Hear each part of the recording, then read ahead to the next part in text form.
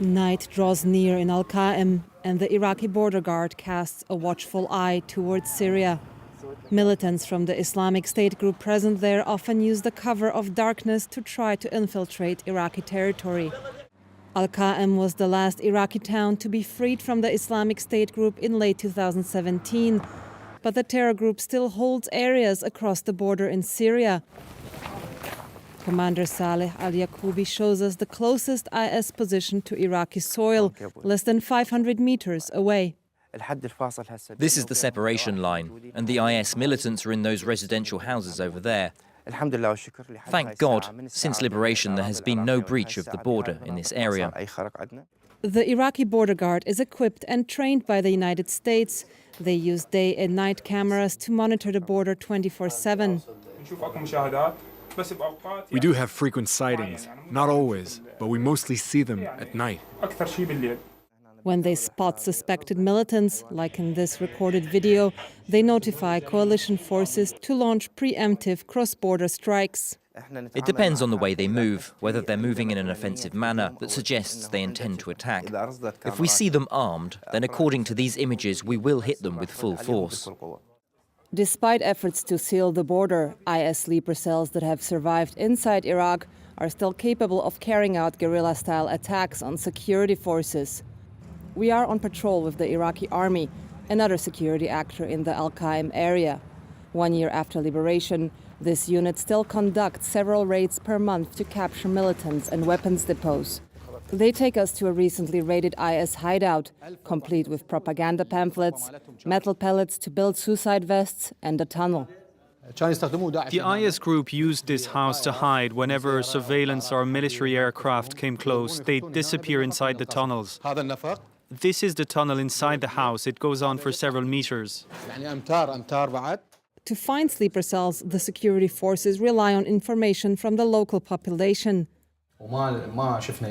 In the beginning, there were some problems when we weren't well connected to the population.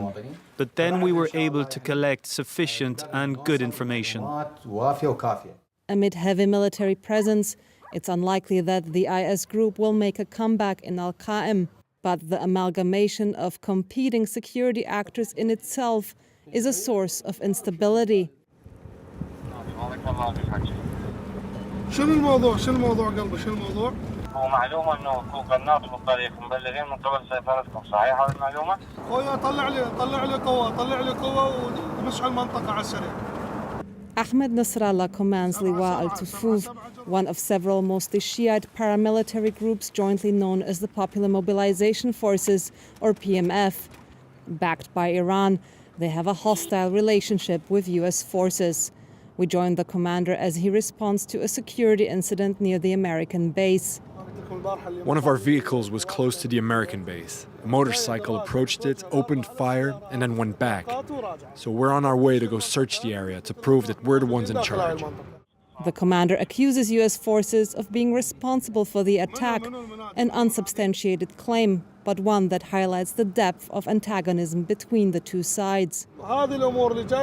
Such attacks only ever come from the direction of the Americans. They do this to destabilize the region, so they can justify their continued presence here. At the site of the incident, the commander inspects the targeted vehicle. The IS group has launched similar hit-and-run attacks in the past, though it's uncertain whether they are responsible this time. What is clear, however, is that a lack of communication between the PMF and US forces complicates efforts to secure the area. We don't have any relation with the coalition forces, not near nor far. We never talk to them. France 24 was unable to visit the American base in Al-Qaim. A spokesperson in Baghdad suggested that a lack of communication with the PMF didn't affect the fight against the IS group. Well, everything the coalition does goes through the Iraqi security forces, which we consider the PMF under. If we see an opportunity to take out any Daesh fighters, we take them out. We have pretty complicated ISR assets above where we can see a lot of things. We know who's moving and where they're going to. Such surveillance capabilities also allow the US to keep an eye on PMF movements across the border, where some of its units fight alongside Bashar al-Assad's government forces. As the battle against the IS group turns into a counterinsurgency, Tehran and Washington show no intention of yielding control of Iraq's borders. Should tensions between them escalate, Al-Qaim could easily turn into the flashpoint of another conflict.